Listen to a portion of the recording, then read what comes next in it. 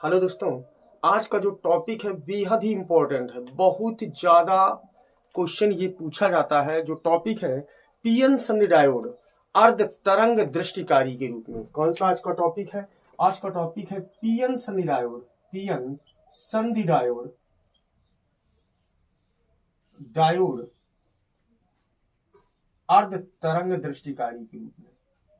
अर्ध तरंग दृष्टिकारी के रूप में।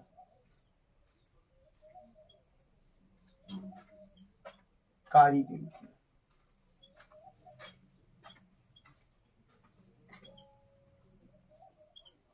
ये बेहद ही इंपॉर्टेंट टॉपिक है जो अधिकांशतः बोर्ड पेपर में पूछा जाता है।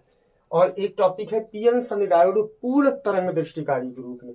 तो आज का जो टॉपिक है पीएन संधि डायोड अर्ध तरंग दृष्टिकारी के रूप में। ध्यान से समझना, अर्ध तरंग दृष्टिकारी के रूप में क्या होता है, इधर ध्यान देना। जब हम ट्रांसफार्मर की प्राथमिक कुंडली को, ये ट्रांसफार्मर की क्या है, प्राथमिक कुंडली को एक प्रत्यावर्ती धारा स्रोत से क्या कर देते हैं, जोड़ देते हैं। ये ट्रांसफार्मर की प्राथमिक कुंडली है जिसको हमने किससे जोड़ दिया, एक प्रत्यावर्ती धारा स्रोत से जोड़ दिया। तथा ट्रांसफार्मर की द्वितीयक कुंडली को, ये ट्रांसफार्मर की द्वितीयक कुंडली, द्वितीयक कुंडली के ए सिरा, ये ए है और ये क्या है, बी सिरा है। ठीक, जब द्वितीयक कुंडली के ए सिरे को एक पीएन संधि डायोड से जोड़ देते हैं, ये आपका पीएन संधि डायोड है। ठीक है, और यहां जोड़ने के बाद एक चालक तार द्वारा लेड प्रतिरोध आरएल को यहां जोड़ दिया और इसके दूसरे सिरे को कुंडली के बी सिरे, द्वितीयक कुंडली के बी सिरे से क्या कर देते हैं, जोड़ देते हैं। तो ये आपका सी है और ये क्या है, डी है। क्लियर? तो ये जो है इसको हम क्या बोलेंगे, निवेशी, और ये क्या होगा, निर्गत। इसमें प्रतिरोध आरएल, लेड प्रतिरोध क्या हो गया, आरएल। तो ये आपका क्या हो गया, निवेशी वोल्टेज, और ये आपका क्या हो गया, निर्गत वोल्टेज। निर्गत वोल्टेज इधर ध्यान से समझना, इधर ध्यान से समझना। ये निर्गत प्रत्यावर्ती वोल्टेज का ग्राफ है। ये निर्गत प्रत्यावर्ती वोल्टेज का क्या है, ग्राफ है। और ये निवेशी प्रत्यावर्ती वोल्टेज का क्या है, ग्राफ है।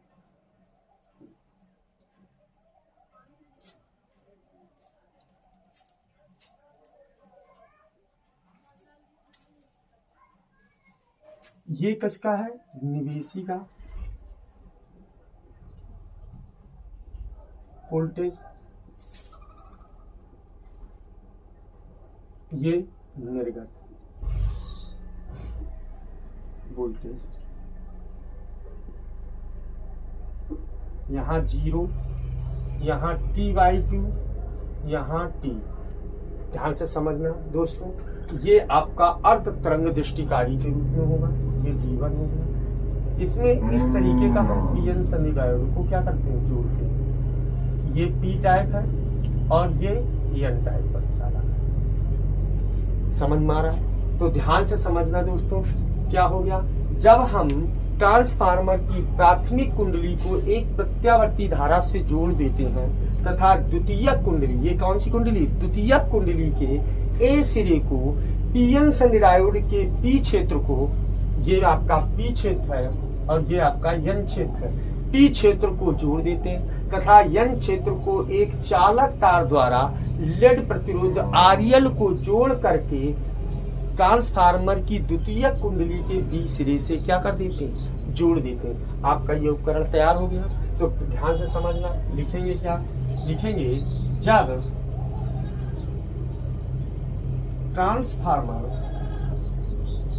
जब ट्रांसफार्मर की प्राथमिक कुंडली को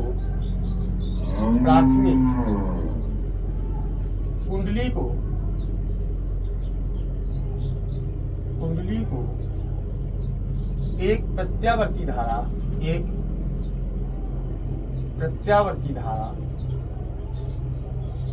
धारा स्रोत से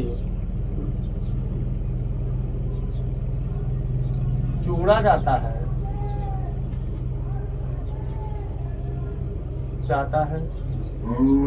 तथा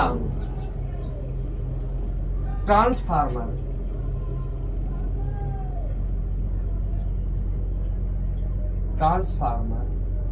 की द्वितीयक कुंडली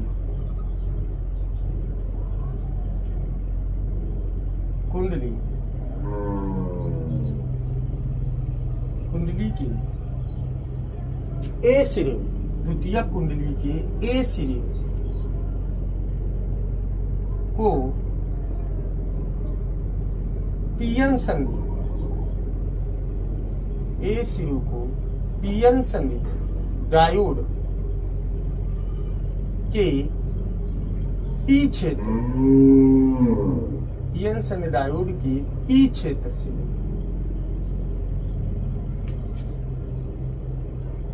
जोड़ा जाता है तथा यन क्षेत्र को एक चालक तार द्वारा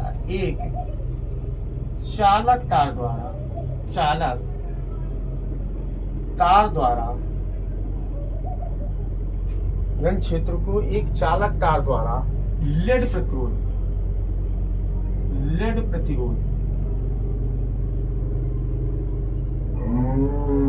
आरएल को जोड़कर बी सिरे से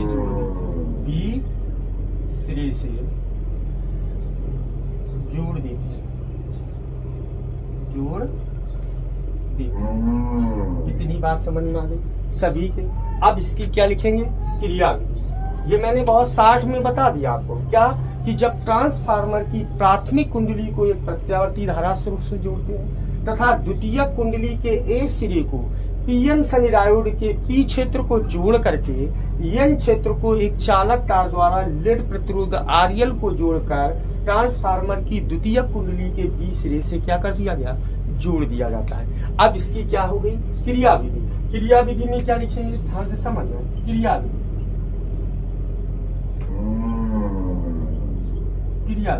क्रियाविधि क्या है? ध्यान से समझना। जब ट्रांसफार्मर या निवेशी प्रत्यावर्ती वोल्टेज के पहले आधे चक्र में, ये पहला आधा चक्र, निवेशी प्रत्यावर्ती वोल्टेज का ये क्या है? पहला आधा चक्र। जब ट्रांसफार्मर की इसको निवेशी प्रत्यावर्ती वोल्टेज से जोड़ा गया है तो इसमें जब धारा प्रवाहित होगी तो पहले आधे चक्र में ट्रांसफार्मर की द्वितीयक कुंडली का ए सिरा बी के सापेक्ष कैसा होगा? धनात्मक, तथा बी सिरा ए के सापेक्ष क्या हो जाएगा? ऋणात्मक हो जाएगा। अतः पीएन संधि डायोड D1 अग्र अभिनत हो जाएगा और जब अग्र अभिनत होगा तो पीएन संधि डायोड में धारा क्या होगी? प्रवाहित होने लगेगी और लेड प्रतिरोध आरएल में धारा सी से डी की ओर क्या होगी? निर्गत होने लगेगी। निवेशी प्रत्यावर्ती वोल्टेज के दूसरे आधे चक्र में बी सिरा, अब ये सिरा कैसा हो जाएगा? धनात्मक, और ए सिरा कैसा हो जाएगा? ऋणात्मक। अतः बी सिरा ए के सापेक्ष धनात्मक होगा तथा ए सिरा बी के सापेक्ष ऋणात्मक हो जाएगा और जब ऋणात्मक हो जाएगा तो संधि डायोड D1 क्या होगा? उत्क्रम अभिनत हो जाएगा। अर्थात जब उत्क्रम अभिनत होने के कारण संधि डायोड में धारा प्रवाहित नहीं होगी और जब धारा प्रवाहित नहीं होगी अर्थात धारा C से D की ओर निर्गत नहीं होगी तो निर्गत वोल्टेज में पहले आधे चक्र में धारा क्या हो रही? प्रवाहित होगी। दूसरे आधे चक्र में धारा प्रवाहित नहीं होती है, फिर दूसरे आधे चक्र में धारा प्रवाहित होगी, फिर दूसरे आधे चक्र में धारा प्रवाहित नहीं होगी। इस प्रकार जो पीएन संधि डायोड है वो अग्र किस तरीके से अर्ध तरंग दृष्टिकारी की भांति क्या करता है? कार्य करता है। तो इतनी बात समझ में आ रही होगी दोस्तों, तो ध्यान से समझना। अब ये क्रियाविधि में क्या लिखेंगे? निवेशी प्रत्यावर्ती वोल्टेज, निवेशी प्रत्यावर्ती वोल्टेज के पहले आधे चक्र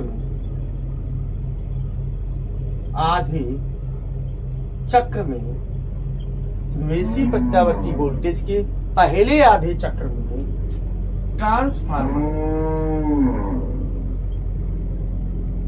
ट्रांसफार्मर की द्वितीयक कुंडली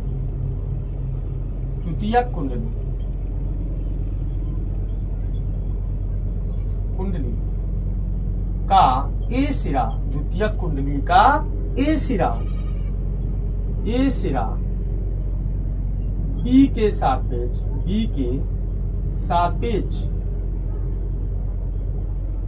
धनात्मक व बी सिरा ए के सापेक्ष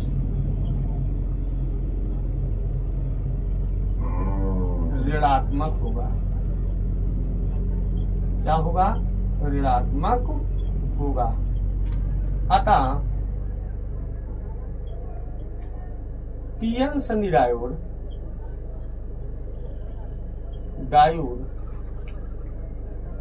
अग्र अभिन्नत होता है, अग्र अभिन्नत होगा।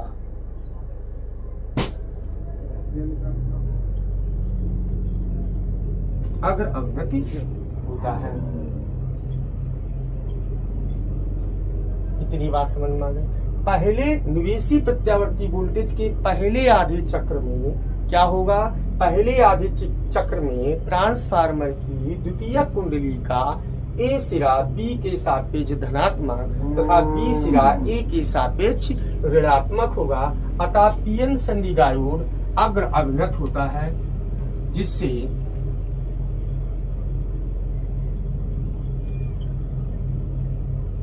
परिपथ में धारा प्रवाहित होती है, प्रवाहित होगी। अतः लेड प्रतिरोध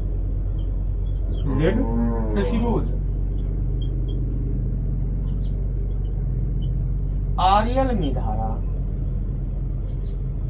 धारा सी से डी की ओर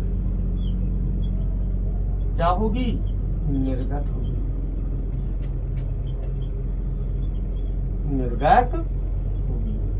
इतनी बात समझ में आ गई सभी के? इतनी बात समझ में आ गई। अब क्या होगा? दूसरे आधे चक्र में, किसके? निवेशी प्रत्यावर्ती वोल्टेज के दूसरे आधे चक्र में। तो यहां फिर लिखेंगे निवेशी प्रत्यावर्ती वोल्टेज के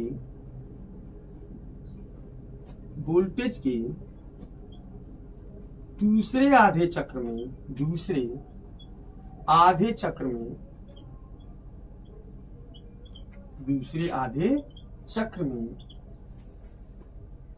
ट्रांसफार्मर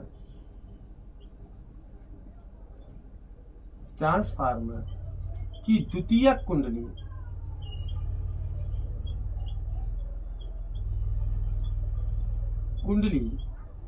का बी सिरा ए के सापेक्ष क्या होगा? धनात्मक होगा। बी सिरा ए के सापेक्ष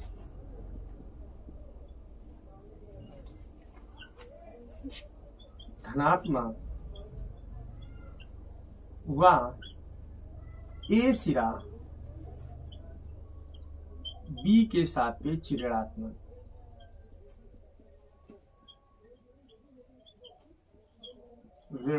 होगा। क्या होगा? ऋणात्मक होगा। अतः पीएन संधि डायोड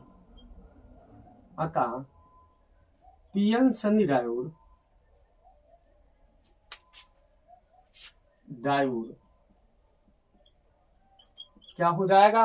उत्क्रम अभिन्नति।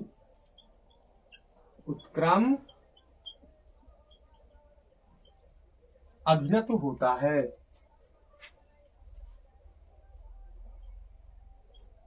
अभिन्नति होता है। कैसा होता है? उत्क्रम अभिन्नत होगा। अतः लेड प्रतिरोध आरएल में धारा प्रवाहित नहीं होगी, धारा प्रवाहित नहीं होगी। इस प्रकार पीएन सनी डायोड अर्ध तरंग दृष्टिकारी की भांति क्या करता है, कार्य करता है। मतलब आधे चक्र में धारा प्रवाहित होगी और आधे चक्र में धारा प्रवाहित नहीं होती है। तो धारा क्या होगी, प्रवाहित नहीं होती होगी। अतः पीएन सनी डायोड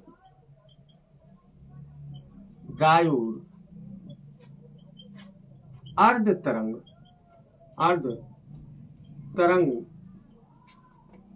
तरंगकारी की भांति कार्य करता है, जिसे तरंग के रूप में क्या किया गया, प्रदर्शित किया गया है, जिसे तरंग के रूप में प्रदर्शित किया गया है। इतनी बात सबके समझ में आ गई। फिर एक बार ध्यान से समझना, जब प्रत्यान्वेषी प्रत्यावर्ती वोल्टेज के पहले आधे चक्र में ट्रांसफार्मर का ए सिरा बी के सापेक्ष धनात्मक तथा बी सिरा ए के सापेक्ष ऋणात्मक होता है, अतः पीएन सनी डायोड D1 अगर अवनत होगी और लेड प्रतिरोध आरएल में धारा क्या होती है, प्रवाहित होती है। जबकि दूसरे आधे